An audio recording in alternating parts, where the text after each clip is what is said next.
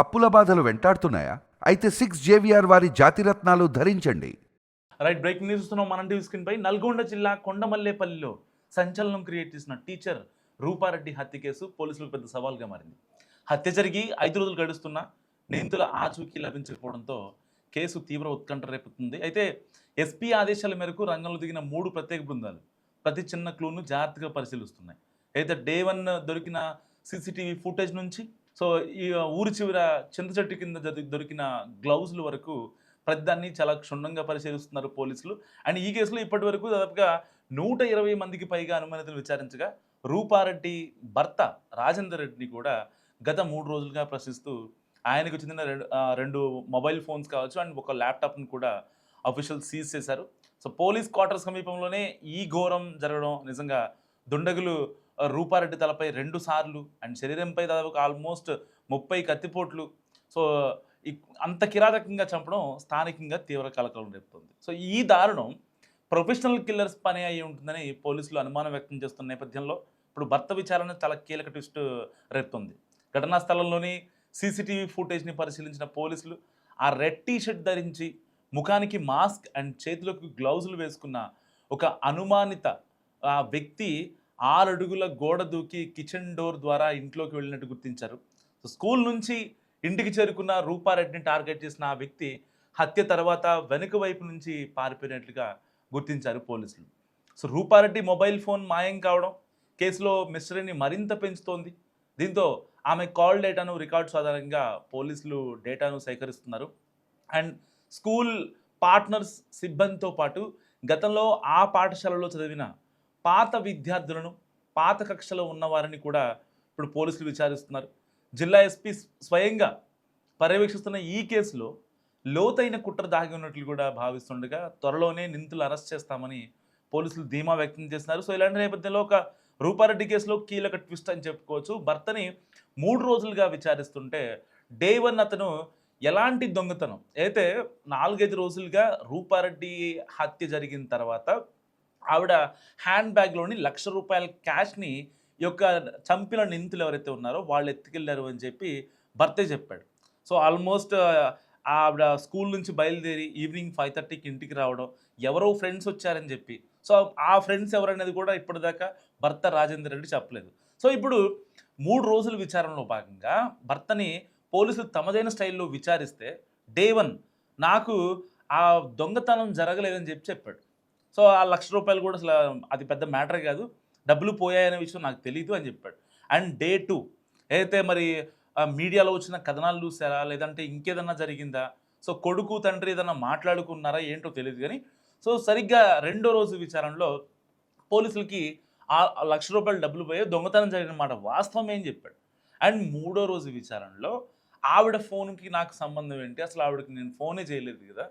ఈ ఇంటి ఎవరైతే వాళ్ళ ఇంట్లో అద్దెకుంటున్నారో వాళ్ళకి ఫోన్ చేస్తే కనీసం రూపారెడ్డి ఫోన్ లిఫ్ట్ చేయకపోయేసరికి వాళ్ళకి చేశాను. అండ్ వాళ్ళు కూడా ఇంట్లోకి వెళ్ళే సాహసం చేయకపోతే ఇంటి పక్కన ఉన్న స్థానికులకి ఆ ఇంటి పొరుగింటి వాళ్ళకి ఫోన్ చేసి వెంటనే ఒకసారి రూపారెడ్డి దగ్గరికి వెళ్ళండి అని చెప్పి పోలీసులకి అంటే యాజ్ టీజ్గా సేమ్ స్క్రిప్ట్ భర్త రాజేందర్ రెడ్డి చెప్తున్న పరిస్థితి. ఇలాంటి నేపథ్యంలో అసలు భర్త ఎందుకు అబద్ధం చెప్తున్నాడు? ఫస్ట్ ఏమో దొంగతనం జరగలేదని, రెండోసారి ఏమో దొంగతనం జరిగిందని, అండ్ ఆవిడ ఫోన్కు సంబంధించి అసలు నాకు సంబంధం లేదని చెప్పి మాట్లాడుతున్నారు. ఇప్పటికే అంటే పొంతం లేని సమాధానం చెప్పడంతో ఆల్మోస్ట్ ఇప్పటికే ఈ కేసులో ఆ స్కూల్ చుట్టుపక్కల వాళ్ళ పార్ట్నర్స్ కావచ్చు, లేదంటే గతంలో వీళ్ళు చేసిన బిజినెస్ల విషయంలో కావచ్చు, ఎందుకంటే భర్త రాజేందర్ రెడ్డి ఒక రియాల్టర్. దానికి సంబంధించి ఏదన్నా ఒక్క క్లూ అంటే భార్య భర్త మధ్య, భార్య రూపారెడ్డి భర్త రాజేందర్ రెడ్డి మధ్య ఏదన్నా ఫినాన్షియల్ ట్రాన్సాక్షన్స్ పరంగా ఏమన్నా గొడవలు ఉన్నాయా, లేకపోతే భార్య రూపారెడ్డి ఎవరితోనో మాట్లాడుతున్నారనా, లేదంటే ఇంకేదన్నా అంటే ఒక్క చిన్న క్లూ కూడా దొరకకుండా చాలా నీట్గా ప్లాన్ చేశారు. ఇలాంటి నేపథ్యంలో భర్త పొంతం లేని సమాధానాలు చెప్తుండడంతో ఇటు పోలీసులకి అనుమానం కలుగుతుంది. యాజ్ ఇట్ ఈస్గా సరే ఆయన చెప్పే స్క్రిప్ట్ ఏదైతే ఉందో అదే స్క్రిప్ట్ని డే 1, డే 2, డే 3 చెప్పినా పోలీసులు పెద్దగా పట్టించుకునేవాళ్ళు కాదు. ఎందుకంటే అంటే ఒకటే చెప్తున్నాడులే ఎంత మాట్లాడినా అని చెప్పి అనుకునేవాళ్ళు.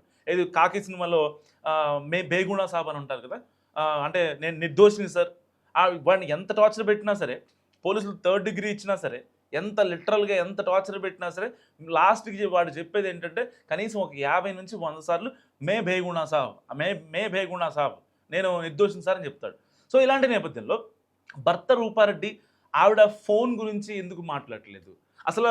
అంటే ఇక్కడ భర్త రాజేందర్ రెడ్డి ఆ రోజున సరిగ్గా ఏదైతే ఆ రూపారెడ్డి హత్య జరిగిన రోజున సరిగ్గా ఈవినింగ్ 5:30 నా ఫ్రెండ్స్ వచ్చారని చెప్పి స్కూల్ నుంచి కొండమల్లేపల్లికి వచ్చింది కదా, మరి ఆ నల్గొండకి మనవడు ఎందుకు రాలేదు, భర్త రాజేందర్ రెడ్డి ఎందుకు రాలేదు, అండ్ కొడుకుని చూసిన తర్వాత హైదరాబాద్లోనే ఎందుకు స్ట్రక్ అవ్వాల్సి వచ్చింది? అది పద్ధతి ప్రకారం ప్లాన్ ప్రకారం జరిగిందా, లేదంటే అనుకోకుండా జరిగిందా? ఎందుకంటే ఆల్రెడీ వాళ్ళు వీకెండ్ వాళ్ళ కొడుకు దగ్గరికి వెళ్ళారు, చూడటానికి వెళ్ళారు, మాట్లాడారు. మళ్ళీ ఆవిడ ఒకటే నల్గొండ రావటం, అండ్ నల్గొండ నుంచి మళ్ళీ ఆవిడ కొండమల్లేపల్లికి రావడం, ఇవన్నీ కూడా చాలా అంటే ఫాస్ట్గా జరిగిపోయాయి. ఇక్కడ భర్త ప్రమేయం లేదు. ఎందుకంటే అసలు అంటే ఇంటి పక్కన వాళ్ళు స్థానికులు కావచ్చు, వీళ్ళ బంధువులు కావచ్చు, అండ్ యాజ్ ఎ రియాల్టర్గా ఉన్న రాజేందర్ రెడ్డి వాళ్ళ ఫ్రెండ్స్ కావచ్చు. సో భార్యని వదిలిపెట్టి ఉండడు అని చాలా కరాఖండిగా చాలా గట్టిగా చెప్తున్నారు. సో ఎవరు మాట్లాడినా కూడా మరి అలాంటి వ్యక్తి ఆవిడ చనిపోయే టైంలో ఏదైతే ఆ రెడ్ టీ షర్ట్ ధరించి ఉన్న వ్యక్తి వచ్చి లోపలికి వచ్చి ఆ బాడీ పైన కసా పొడిసి అరుస్తున్నా కానీ నోట్లో ఆ యొక్క క్లాత్స్ పెట్టి అంత దారుణంగా ఈ ఘాతుకం జరిగిన తర్వాత సో కనీసం ఆ భర్త రాజేందర్ రెడ్డి కళల్లో కనీసం ఒక పశ్చాత్తాపమో లేకపోతే అంటే హత్య ఆయనే చేశాడని కన్ఫర్మ్ చేయడం కాదు, కానీ అంటే 3 ముళ్ళు వేసి 7 అడుగులు నడిచి లైఫ్ లాంగ్ నీతో ఉంటాను అని చెప్పి మాట్లాడిన వ్యక్తి, అండ్ ఇన్నాళ్ళు ఎలాంటి గొడవలు రాకుండా చాలా జాగ్రత్తగా చూసుకున్నటువంటి వ్యక్తి మరి భార్య చనిపోతే అతనిలో ఆ బాధ ఎందుకు కనిపించలేదని చెప్పి కూడా ఇటు ఆయన ఫ్రెండ్స్ కావచ్చు, అండ్ వాళ్ళ బంధువులు కావచ్చు, అండ్ స్థానికులు కావచ్చు, వీళ్ళంతా మాట్లాడుతున్న పరిస్థితి.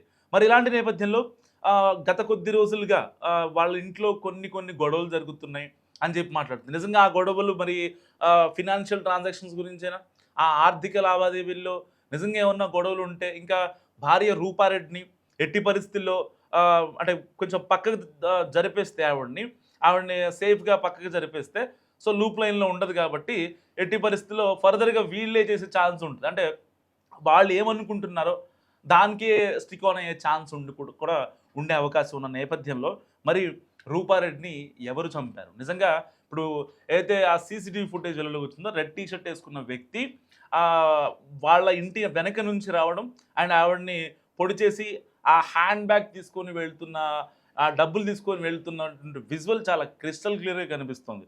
మరి వీళ్ళని భర్తే అరేంజ్ చేశాడా, లేదంటే ఆ రోజున ఆయన లేకపోవడానికి అసలు కారణాలు ఏంటి అనేది కూడా పోలీసులు ఇప్పుడు ఎంక్వైరీ చేస్తున్న పరిస్థితి. ఇప్పటికే ఆల్మోస్ట్ 200 మందికి పైగా అనుమానితుల్ని ఏదైతే ఆ ఏరియాలో ఉంటారో లేకపోతే బయట నుంచి అంటే ప్రీ ప్లాన్డ్గా మర్డర్, అండ్ అంటే ఆల్మోస్ట్ బాడీపై 30 కత్తిపోట్లు అంటే మామూలు విషయం కాదు.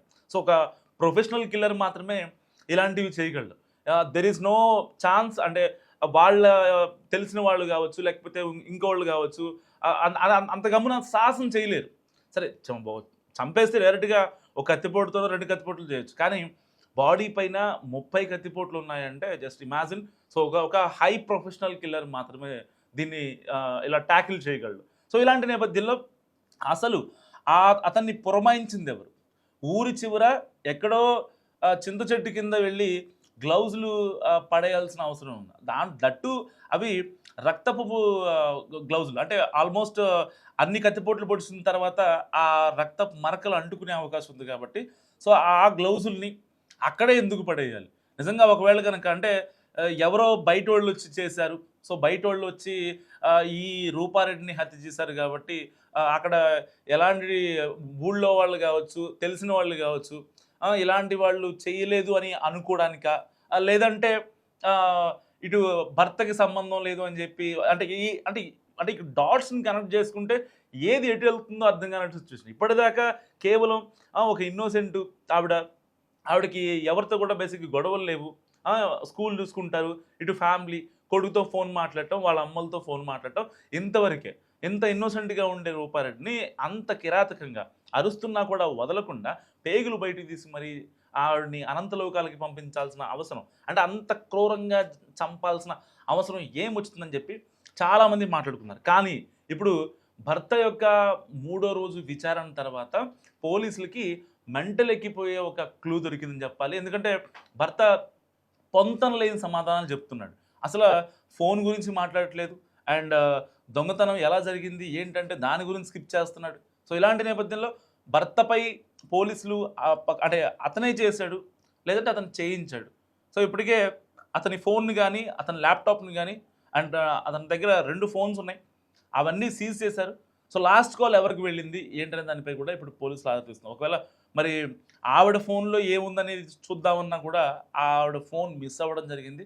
మరి ఆ ఫోన్ ఎప్పుడు దొరుకుతది? అంటే లాస్ట్ సిగ్నల్ ఎక్కడికి వెళ్ళింది? ఏంటి అనేది కూడా ఇప్పుడు పోలీసులు ఆరా తీస్తున్న పరిస్థితి. ఒకవేళ ఆవిడ మెయిల్ ఐడీ దొరికినా సో ఆ మెయిల్ ఐడీ త్రూగా ఎందుకంటే వాళ్ళ కొడుకుని కూడా ఇప్పుడు విచారించే అవకాశం ఉంది.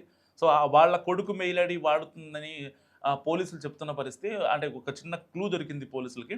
ఒకవేళ ఆ మెయిల్ ఐడీ తీసుకుంటే is there any chats? Is there any pics or something? Is there any conversations? WhatsApp conversations ఏమన్నా ఉండే అవకాశం ఉందంటూ కూడా పోలీసులు మాట్లాడుతున్నారు. సో ఈ కేసు గురించి మీరేమనుకుంటున్నారు? మస్ట్ కామెంట్ చేయండి.